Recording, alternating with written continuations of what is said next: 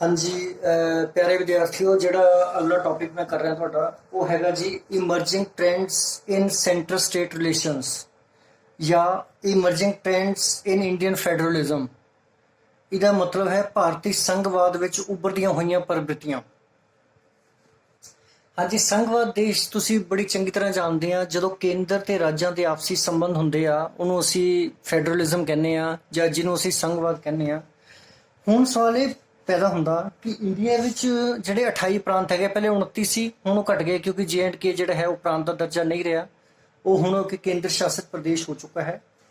ਤੇ ਹੁਣ ਸਵਾਲ ਇਹ ਪੈਦਾ ਹੁੰਦਾ ਕਿ ਜਿਹੜੇ ਕੇਂਦਰ ਤੇ ਰਾਜਾਂ ਦੇ ਇੰਡੀਆ 'ਚ ਸੰਬੰਧ ਕਿੱਦਾਂ ਦੇ ਆ ਤੇ ਉਹਦੇ ਵਿੱਚ ਕਿਹੜੀਆਂ ਪ੍ਰਵਿਰਤੀਆਂ ਉੱਭਰ ਕੇ ਸਾਹਮਣੇ ਆ ਰਹੀਆਂ, ਕੀ ਟ੍ਰੈਂਡ ਚੱਲ ਰਹੇ ਆ। ਇਹ ਸਾਡਾ ਟੌਪਿਕ ਹੈ ਜੀ।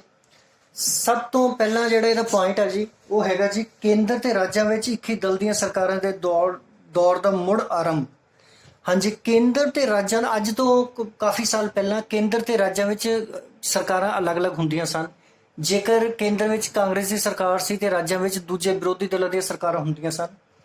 ਪਰ ਹੁਣ ਕੁਛ ਇਹ ਦੇਖਣ ਵਿੱਚ ਆਇਆ ਹੈ ਜਦੋਂ ਤੋਂ 2014 ਵਿੱਚ ਕੇਂਦਰ ਵਿੱਚ ਭਾਰਤੀ ਜਨਤਾ ਪਾਰਟੀ ਦਾ ਗਠਬੰਧਨ NDA ਜਿਹਨੂੰ ਅਸੀਂ ਕਹਿੰਦੇ ਆ ਸੱਤਾ ਵਿੱਚ ਆਇਆ ਹੈ, ਤੇ ਇਸ ਤੋਂ ਬਾਅਦ ਇਹ ਦੇਖਣ ਵਿੱਚ ਆਇਆ ਹੈ ਕਿ ਪ੍ਰਾਂਤਾਂ ਦੇ ਵਿੱਚ ਵੀ ਜਿਹੜੀ ਸਰਕਾਰ ਹੈਗੀ ਆ ਉਹ BJP ਦੀ ਹੀ ਕਾਫੀ ਪ੍ਰਾਂਤਾਂ ਵਿੱਚ ਆ ਗਈ ਹੈ। ਇਸ ਤੋਂ ਇਹ ਸਪਸ਼ਟ ਹੈ ਕਿ ਕੇਂਦਰ ਤੇ ਰਾਜਾਂ ਵਿੱਚ ਇੱਕੋ ਹੀ ਦਲ ਦੀਆਂ ਸਰਕਾਰਾਂ ਦੇ ਦੌਰ ਦਾ ਜਿਹੜਾ ਮੁੜ ਆਰੰਭ ਜਿਹੜਾ ਦੁਬਾਰਾ ਫਿਰ ਹੋ ਗਿਆ ਹੈਗਾ। ਸੈਕੰਡ ਪੁਆਇੰਟ ਆ ਜੀ ਖੇਤਰੀ ਰਾਜਨੀਤਿਕ ਦਲਾਂ ਦੀ ਵੱਧਦੀ ਹੋਈ ਮਹੱਤਤਾ। ਹਾਂ, ਇਹ ਗੱਲ ਬਿਲਕੁਲ ਠੀਕ ਆ। ਭਾਰਤ ਵਿੱਚ ਜਿਹੜੇ ਖੇਤਰੀ ਰਾਜਨੀਤਿਕ ਦਲ ਹੈਗੇ ਆ ਉਹਨਾਂ ਦੀ ਮਹੱਤਤਾ ਡੇ ਬਾਈ ਡੇ ਵੱਧ ਰਹੀ ਹੈ। ਕਾਰਨ ਇਹ ਹੈ ਜਦੋਂ ਵੀ ਕੇਂਦਰ ਵਿੱਚ ਕੋਈ ਸਰਕਾਰ ਬਣਦੀ ਹੈ ਕਈ ਵਾਰੀ ਉਹਨੂੰ ਸਮਰਥਨ ਦੀ ਜ਼ਰੂਰਤ ਪੈਂਦੀ ਹੈ, ਤੇ ਇਹ ਜਿਹੜੇ ਖੇਤਰੀ ਰਾਜਨੀਤਿਕ ਦਲ ਹੈਗੇ ਆ ਇਹ ਕਈ ਵਾਰੀ ਕੇਂਦਰ ਸਰਕਾਰ ਨੂੰ ਆਪਣਾ ਸਮਰਥਨ ਦਿੰਦੇ ਆ, ਜਿਸ ਨਾਲ ਇਹਨਾਂ ਖੇਤਰੀ ਰਾਜਨੀਤਿਕ ਦਲਾਂ ਦੀ ਮਹੱਤਤਾ ਵੱਧ ਗਈ ਹੈ। ਖੇਤਰੀ ਰਾਜਨੀਤਿਕ ਦਲਾਂ ਵਿੱਚ ਬਹੁਤ ਸਾਰੇ ਹਨ। ਸ਼੍ਰੋਮਣੀ ਅਕਾਲੀ ਦਲ ਹੈ, AIADMK ਹੈ, DMK ਹੈ ਤਾਮਿਲਨਾਡੂ ਵਿੱਚ, ਤੇਲਗੂ ਦੇਸ਼ਮ ਪਾਰਟੀ ਹੈ ਜੀ, ਤ੍ਰਿਣਮੂਲ ਕਾਂਗਰਸ ਜਿਹੜੀ ਹੈਗੀ ਹੈ ਜੀ ਉਹ ਵੀ ਹੈਗੀ ਹੈ ਜੀ। ਇਸ ਤੋਂ ਇਲਾਵਾ ਹੋਰ ਵੀ ਕਈ ਰਾਸ਼ਟਰੀ ਜਨਤਾ ਦਲ ਹੈਗੇ ਆ ਜਿਹੜੇ ਜ਼ਿਆਦਾ ਉਹਨਾਂ ਦਾ ਰੋਲ ਜਿਹੜਾ ਹੈਗਾ ਬਿਹਾਰ ਦੇ ਵਿੱਚ ਹੈਗਾ। ਇਸੇ ਤਰ੍ਹਾਂ ਸਮਾਜਵਾਦੀ ਪਾਰਟੀ ਜਿਹੜੀ ਹੈ ਉਹਨਾਂ ਦਾ ਰੋਲ UP ਵਿੱਚ ਹੈਗਾ। ਇਹ ਜਿਹੜੇ ਖੇਤਰੀ ਰਾਜਨੀਤਿਕ ਦਲ ਹੈਗੇ ਇਹਨਾਂ ਦੀ ਇੰਪੋਰਟੈਂਸ ਡੇ ਬਾਈ ਡੇ ਵੱਧ ਰਹੀ ਹੈ, ਤੇ ਇਹ ਕਈ ਵਾਰੀ ਸਰਕਾਰ ਬਣਾਉਣ ਦੇ ਵਿੱਚ ਵੀ ਸਹਾਈ ਹੁੰਦੇ ਹਨ ਤੇ ਕਈ ਵਾਰੀ ਇਹ ਸਰਕਾਰਾਂ ਢਕਾਉਣ ਦਾ ਕੰਮ ਵੀ ਕਰ ਜਾਂਦੇ ਹਨ। ਨੈਕਸਟ ਆ ਜੀ ਵਧੇਰੇ ਕੇਂਦਰਵਾਦ ਦੇ ਵਿਰੁੱਧ ਪ੍ਰਤੀਕਿਰਿਆ। ਕੇਂਦਰ ਵਿੱਚ ਕਈ ਵਾਰੀ ਦੇਖਣ ਵਿੱਚ ਆਇਆ ਹੈ ਕਿ ਕੇਂਦਰ ਸਰਕਾਰ ਆਪਣੀ ਸ਼ਕਤੀਆਂ ਦੀ ਵਰਤੋਂ ਕਰਦੀ ਹੈ। ਜਦੋਂ ਕੇਂਦਰ ਸਰਕਾਰ ਦੁਆਰਾ ਜ਼ਿਆਦਾ ਸ਼ਕਤੀਆਂ ਦੀ ਵਰਤੋਂ ਕਰਨ ਦੀ ਕੋਸ਼ਿਸ਼ ਕੀਤੀ ਜਾਂਦੀ ਹੈ ਤੇ ਇਹ ਜਿਹੜੇ ਛੋਟੇ-ਛੋਟੇ ਰਾਜਨੀਤਿਕ ਦਲ ਹਨ ਇਹ ਆਪਣੀ ਪ੍ਰਭਾਵਸ਼ਾਲੀ ਭੂਮਿਕਾ ਬਣਾਉਂਦੇ ਹਨ, ਤੇ ਇਹ ਜਿਹੜੇ ਹੈਗੇ ਆ ਸੈਂਟਰਲਾਈਜੇਸ਼ਨ ਦੇ ਵਿਰੁੱਧ ਹੁੰਦੇ ਹਨ ਤੇ ਆਪਣਾ ਇਹ ਰਿਐਕਸ਼ਨ ਦਿੰਦੇ ਹਨ ਕਿ ਜਿਹੜਾ ਕੇਂਦਰ ਸਰਕਾਰ ਹੈ ਉਹ ਆਪਣੇ ਅਨੁਸਾਰ ਚੱਲ ਰਿਹਾ ਹੈ, ਜਿਹਦੇ ਵਿੱਚ ਜਿਹੜੀਆਂ ਖੇਤਰੀ ਰਾਜਨੀਤਿਕ ਦਲ ਹੈਗੇ ਆ ਉਹਨਾਂ ਦੀ ਕੋਈ ਸੁਣਵਾਈ ਨਹੀਂ ਹੋ ਰਹੀ ਹੈ। ਨੈਕਸਟ ਆ ਜੀ ਕੇਂਦਰ ਤੇ ਰਾਜਾਂ ਦੇ ਸੰਬੰਧਾਂ ਦੇ ਪੁਨਰਗਠਨ ਦੀ ਮੰਗ। ਹਾਂਜੀ, ਭਾਰਤ ਵਿੱਚ ਇਹ ਵੀ ਦੇਖਣ ਵਿੱਚ ਆਇਆ ਹੈ ਫੈਡਰਲਿਜ਼ਮ ਵਿੱਚ ਕਿ ਕੇਂਦਰ ਤੇ ਰਾਜਾਂ ਦੇ ਜਿਹੜੇ ਆਪਸੀ ਸੰਬੰਧ ਆ ਹੁਣ ਇਹ ਮੰਗ ਕੀਤੀ ਜਾ ਰਹੀ ਹੈ ਕਿ ਇਹਨਾਂ ਦੇ ਦੁਆਰਾ ਪੁਨਰਗਠਨ ਦੀ ਮੰਗ ਕੀਤੀ ਜਾਵੇ। ਇਹ ਦੁਆਰਾ ਫਿਰ ਵਿਚਾਰ ਕੀਤਾ ਜਾਵੇ ਕਿ ਕੇਂਦਰ ਕੋਲ ਕਿਹੜੇ ਵਿਸ਼ੇ ਹੋਣੇ ਚਾਹੀਦੇ ਹਨ ਤੇ ਰਾਜਾਂ ਕੋਲ ਕਿਹੜੇ ਹੋਣੇ ਚਾਹੀਦੇ ਹਨ।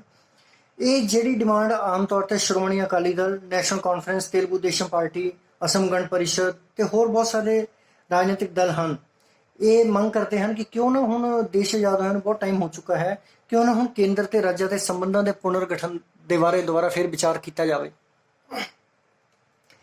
ਧਾਰਾ 356 ਦੇ ਵਿਰੁੱਧ ਪ੍ਰਤੀਕਿਰਿਆ। ਸਾਡੇ ਸੰਵਿਧਾਨ ਵਿੱਚ ਧਾਰਾ 356 ਹੈ ਜੀ।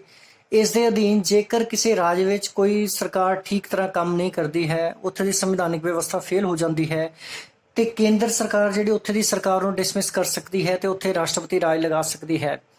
ਪਰ ਬਹੁਤ ਸਾਰੇ ਰਾਜਾਂ ਨੂੰ ਇਸ ਗੱਲ ਤੇ ਆਬਜੈਕਸ਼ਨ ਹੈ ਕਿ ਇਹ ਜਿਹੜੀ ਸੰਵਿਧਾਨ ਦੀ ਧਾਰਾ 356 ਹੈ ਇਸ ਦੀ ਦੁਰਵਰਤੋਂ ਕੀਤੀ ਜਾ ਰਹੀ ਹੈ, ਤੇ ਹੁਣ ਸਮਾਂ ਆ ਗਿਆ ਹੈ ਕਿ ਧਾਰਾ 356 ਨੂੰ ਜਿਹੜਾ ਹੈ ਉਹਦੇ ਜਿਹੜੇ ਕਿਸ ਤਰ੍ਹਾਂ ਯੂਜ਼ ਹੋਣੀ ਚਾਹੀਦੀ ਹੈ, ਕਿਸ ਤਰ੍ਹਾਂ ਵਰਤੋਂ ਹੋਣੀ ਚਾਹੀਦੀ ਹੈ, ਉਸ ਤੇ ਦੁਆਰਾ ਫਿਰ ਵਿਚਾਰ ਕੀਤਾ ਜਾਵੇ। ਵਿਵੇਕੀ ਗ੍ਰਾਂਟਾਂ ਦੀ ਤਕਸੀਮ ਵਿੱਚ ਕੇਂਦਰ ਦੀ ਸਰਕਾਰੀ। ਬਹੁਤ ਸਾਰੀਆਂ ਗ੍ਰਾਂਟਾਂ ਭਾਰਤ ਵਿੱਚ ਅਜਿਹੀਆਂ ਹੁੰਦੀਆਂ ਹਨ ਜਿਹੜੀ ਕੇਂਦਰ ਸਰਕਾਰ ਆਪਣੀ ਮਨਮਰਜ਼ੀ ਨਾਲ ਰਾਜਾਂ ਨੂੰ ਦੇ ਸਕਦੀ ਹੈ, ਤੇ ਜਿਹੜੇ ਰਾਜ ਹਨ ਉਹਨਾਂ ਦਾ ਇਹ ਬੜਾ ਆਬਜੈਕਸ਼ਨ ਹੈ, ਉਹ ਬੜਾ ਇਸ ਗੱਲ ਦਾ ਵਿਰੋਧ ਕਰਦੇ ਹਨ ਕਿ ਕੇਂਦਰ ਸਰਕਾਰ ਜਦੋਂ ਵੀ ਵਿਵੇਕੀ ਜਿਹੜੇ ਡਿਸਕ੍ਰਿਸ਼ਨਰੀ ਗ੍ਰਾਂਟਸ ਰਿਲੀਜ਼ ਕਰਦੀ ਹੈ तो अपनी मनमर्जी करती है। आम तौर पर देखा गया है ਜਦੋਂ ਕੇਂਦਰ ਤੇ ਰਾਜਾਂ ਵਿੱਚ ਸਰਕਾਰ ਇੱਕੋ ਹੀ ਹੁੰਦੀ ਹੈ ਤਾਂ ਰਾਜਾਂ ਨੂੰ ਜ਼ਿਆਦਾ ਗ੍ਰਾਂਟ ਮਿਲਦੀ ਹੈ, ਤੇ ਜਦੋਂ ਰਾਜਾਂ ਵਿੱਚ ਸਰਕਾਰ ਕਿਸੇ ਹੋਰ ਦਲ ਦੀ ਹੁੰਦੀ ਹੈ ਤਾਂ ਅਜਿਹੇ ਹਾਲਤ ਵਿੱਚ ਜਿਹੜਾ ਹੈ ਕੇਂਦਰ ਸਰਕਾਰ ਰਾਜਾਂ ਨੂੰ ਘੱਟ ਗ੍ਰਾਂਟਾਂ ਦਿੰਦਾ ਹੈ। ਨੈਕਸਟ ਪੁਆਇੰਟ ਹੈ ਜੀ ਵਿੱਤ ਆਯੋਗ ਦੀ ਭੂਮਿਕਾ। ਜਿਹੜਾ ਫਾਈਨਾਂਸ ਕਮਿਸ਼ਨ ਹੈ ਇਹ ਡਿਸਾਈਡ ਕਰਦਾ ਹੈ ਕਿ ਕੇਂਦਰ ਨੂੰ ਕਿੰਨਾ ਪੈਸਾ ਦੇਣਾ ਹੈ ਤੇ ਰਾਜਾਂ ਦੇ ਵਿੱਚ ਕਿਸ ਤਰ੍ਹਾਂ ਵੰਡ ਹੋਣੀ ਚਾਹੀਦੀ ਹੈ। ਪਰ ਇਹ ਜਿਹੜਾ ਫਾਈਨਾਂਸ ਕਮਿਸ਼ਨ ਹੈ ਇਸ ਦੀ ਨਿਯੁਕਤੀ ਜਿਹੜੀ ਕੇਂਦਰ ਸਰਕਾਰ ਦੁਆਰਾ ਕੀਤੀ ਜਾਂਦੀ ਹੈ ਤੇ ਇਹ ਫਿਰ ਜਦੋਂ ਕੇਂਦਰ ਸਰਕਾਰ ਜੋ ਚਾਹੁੰਦੀ ਹੈ ਉਸ ਅਨੁਸਾਰ ਕੰਮ ਕਰਦਾ ਹੈ। ਇਸ ਕਰਕੇ ਹੀ ਜਿਹੜੇ ਵਿਰੋਧੀ ਦਲ ਹਨ ਉਹ ਇਸ ਗੱਲ ਤੇ ਵੀ ਆਬਜੈਕਸ਼ਨ ਕਰਦੇ ਹਨ ਕਿ ਜਿਹੜਾ ਵਿੱਤ ਆਯੋਗ ਹੈ ਭਾਰਤ ਦੇ ਵਿੱਚ ਉਹ ਨਿਊਟਰਲ ਨਹੀਂ ਹੈ, ਨਿਰਪੱਖ ਨਹੀਂ ਹੈ, ਉਹ ਕੇਂਦਰ ਸਰਕਾਰ ਦੇ ਅਨੁਸਾਰ ਕੰਮ ਕਰਦਾ ਹੈ ਤੇ ਕਈ ਵਾਰ ਉਸ ਦੀ ਭੂਮਿਕਾ ਵੀ ਜਿਹੜੀ ਹੈ ਉਹ ਆਲੋਚਨਾ ਦੇ ਘੇਰੇ ਵਿੱਚ ਆਉਂਦੀ ਹੈ। ਰਾਜਾਂ ਵਿੱਚ ਕੇਂਦਰੀ ਨੈਕਸਟ ਪੁਆਇੰਟ ਹੈ ਜੀ ਰਾਜਾਂ ਵਿੱਚ ਕੇਂਦਰੀ ਸਾਰਵਜਨਿਕ ਸੰਸਥਾਵਾਂ ਦੀ ਸਥਾਪਨਾ। ਬਹੁਤ ਸਾਰੇ ਰਾਜ ਅਜਿਹੇ ਹਨ ਜਿੱਥੇ ਕੇਂਦਰ ਸਰਕਾਰ ਦੁਆਰਾ ਆਪਣੀਆਂ ਸੰਸਥਾਵਾਂ ਦੀ ਸਥਾਪਨਾ ਕੀਤੀ ਜਾਂਦੀ ਹੈ, ਜਿਸ ਤਰ੍ਹਾਂ ਕਿ IIT ਕਾਲਜ ਖੋਲ੍ਹਣੇ ਹਨ ਜਾਂ ਕੇਂਦਰ ਦਾ ਕੋਈ ਵੱਡਾ ਪ੍ਰੋਜੈਕਟ ਲੈ ਕੇ ਜਾਣਾ ਹੈ। ਇਹਦੇ ਵਿੱਚ ਇਹ ਵੀ ਦੇਖਣ ਵਿੱਚ ਆਇਆ ਹੈ ਕਿ ਕੇਂਦਰ ਸਰਕਾਰ ਉਹਨਾਂ ਪ੍ਰਾਂਤਾਂ ਵਿੱਚ ਵੱਡੇ ਪ੍ਰੋਜੈਕਟ ਜ਼ਿਆਦਾ ਲਗਾਉਂਦੀ ਹੈ ਜਿੱਥੇ ਉਹਨਾਂ ਦੀ ਸਰਕਾਰ, ਉਹਨਾਂ ਦੇ ਰਾਜਨੀਤਿਕ ਦਲ ਉਸ ਰਾਜ ਵਿੱਚ ਹਨ। ਜੇਕਰ ਕੋਈ ਵਿਰੋਧੀ ਦਲ ਦੀ ਸਰਕਾਰ ਕਿਸੇ ਪ੍ਰਾਂਤ ਵਿੱਚ ਹੈ ਤਾਂ ਅਜਿਹੀ ਹਾਲਤ ਵਿੱਚ ਆਮ ਤੌਰ ਤੇ ਕੇਂਦਰ ਸਰਕਾਰ ਦੁਆਰਾ ਵੱਡੇ ਪ੍ਰੋਜੈਕਟ ਜਾਂ ਸੰਸਥਾਵਾਂ ਦੀ ਸਥਾਪਨਾ ਨਹੀਂ ਕੀਤੀ ਜਾਂਦੀ ਹੈ। ਨੈਕਸਟ ਪੁਆਇੰਟ ਹੈ ਜੀ ਰਾਸ਼ਟਰੀ ਵਿਕਾਸ ਪਰਿਸ਼ਦ। ਇੰਡੀਆ ਦੇ ਵਿੱਚ ਇੱਕ ਨੈਸ਼ਨਲ ਡਿਵੈਲਪਮੈਂਟ ਕਾਉਂਸਲ ਹੈ। ਇਹ ਜਿਹੜੀ ਕਾਉਂਸਲ ਹੈ ਇਸ ਵਿੱਚ ਜਿਹੜੇ ਯੋਜਨਾ ਆਯੋਗ ਦੇ ਮੈਂਬਰ, ਕੇਂਦਰੀ ਮੰਤਰੀ ਤੇ ਰਾਜਾਂ ਦੇ ਮੁੱਖ ਮੰਤਰੀ ਸ਼ਾਮਲ ਹੁੰਦੇ ਹਨ।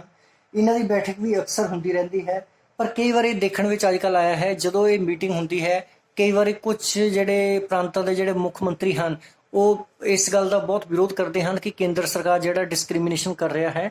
ਕਈ ਵਾਰੀ ਦੇਖਿਆ ਗਿਆ ਹੈ ਕਿ ਵੈਸਟ ਬੰਗਾਲ ਦੇ ਵਿੱਚੋਂ ਕਈ ਵਾਰੀ ਇਹ ਆਬਜੈਕਸ਼ਨ ਕੀਤਾ ਜਾਂਦਾ ਹੈ ਕਿ ਜਿਹੜੀ ਕੇਂਦਰ ਸਰਕਾਰ ਦੀ ਭੂਮਿਕਾ ਠੀਕ ਨਹੀਂ ਹੈ। ਇਸੇ ਤਰ੍ਹਾਂ ਕੁਝ ਖੇਤਰੀ ਦਲ ਜਿਹੜੇ ਹਨ ਉਹ ਵੀ ਇਸ ਚੀਜ਼ ਦੀ ਗੱਲ ਕਰਦੇ ਹਨ ਕਿ ਉਹਨਾਂ ਦੇ ਨਾਲ ਭੇਦਭਾਵ ਹੋ ਰਿਹਾ ਹੈ।